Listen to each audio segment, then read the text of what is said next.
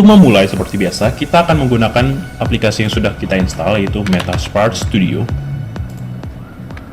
Nah, kita tunggu sebentar hingga kita masuk ke bagian aplikasinya dan kita mulai dengan Blank Project. Nah, sekilas untuk pengenalan dari aplikasi ini, sebenarnya simpel. Kita perbesar dulu. Tunggu sebentar. Oke. Nah, untuk aplikasinya ini seperti ini ya. Ini adalah tampilan awal dari animasi ataupun aplikasi ini. Untuk yang pertama, kita bisa mengatur kita mau milih objeknya nanti seperti apa nih. Misalnya nih, kita mau buat Instagramnya itu melakukan tracking terhadap siapa dulu. Dengan cara gimana? Kita bisa klik bagian sini. Atau klik kanan di bagian sini atau bagian sini yang kita anggap ya. Kita pakai layer, belum kita bahas dulu. Nah, kita tahu misalnya tambahkan yang namanya Plan Tracker. Nanti kita akan menggunakan Plan Tracker sesuai dengan filter yang akan kita buat. Nah, berikutnya untuk menambahkan objek, gimana caranya? Menambahkan objek itu kita bisa lari ke AR Library.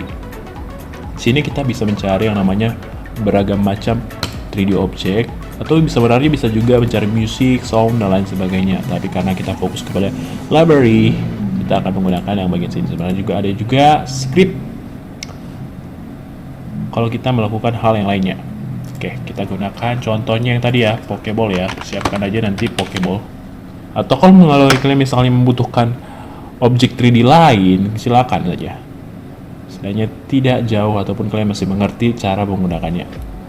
Sekilas kita akan gunakan yang ini. Nah, nanti caranya untuk mengimpor silakan klik import free aja. Itu akan otomatis mengimpor dan kita tunggu sampai muncul di sini namanya objek 3D-nya di bagian aset. Itu tandanya sudah terdownload. Kita tunggu hingga dia selesai. Nah, ini tandanya sudah ke-download. Dan beberapa hal yang penting di sini. Oke, kita mulai dari sini ya. Kalau kalian menambahkan objek 3D, usahakan dia masuk dalam Plan Tracker. Kenapa demikian? Kalau kalian di luar Plan Tracker, dia nggak bakal termasuk dalam yang namanya si Plan Tracker tersebut. Maksudnya gimana nih? Nah, misalnya kita tadinya nggak pakai Plan Tracker ya. Misalnya kita pakai yang namanya Hand Tracker. Hand Tracker kita buat di luar ya. Nah, kalau dia di luar dari yang namanya Hand Tracker ini, kalian bisa lihat. Kalau kita ubah dulu, nah ini juga ya untuk menentukan dia tangan, muka atau lain sebagainya atau plan, kita gunakan di bagian sini.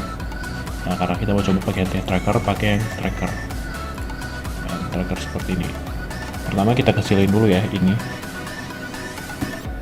Kita kecilin. Nah, cara mengecilkan kalian bisa lihat ada tools di sini. Ada yang namanya untuk bagian adjust position, ada yang namanya rotate, dan ada yang namanya scale. Nah, untuk mengubah ukuran silakan di scale aja di sini. Ada 3 sumbu, ada sumbu X, Y, Z. Tapi kalau kalian mau secara keseluruhan kalian langsung ke bagian kotak sini. Lalu klik hingga mengecil seperti ini. Ya, seperti itu. Lalu perhatikan ya, kameranya berada di mana? Di sini. Tepat di sini. Kalian bisa lihat ada garis segitiga dan kamera mengarah di sini. Makanya dia agak gelap. Jadi untuk memindahkannya silahkan klik ini. Karena kita cuma mau ngambil dari sumbu X, silahkan klik yang hijaunya aja. Sebentar. Nah, seperti itu.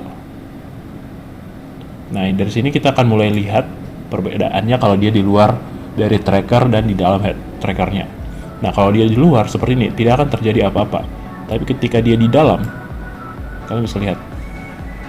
Sebentar ya, ini kita stop dulu. Nah, ini juga cara men-stop animasinya. Kalau dia bergerak seperti ini, gimana caranya? Cuman klik yang namanya stop tracker. Kita ulang lagi ya. Dia di bagian sini. Oke. Kalau kita klik play seperti ini. Nah, seperti itu.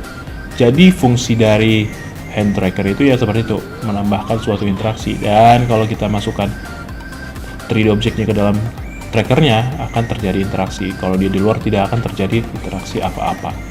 Jadi itu singkatnya untuk pengenalan sebelum kita masuk ke penggunaan animasi.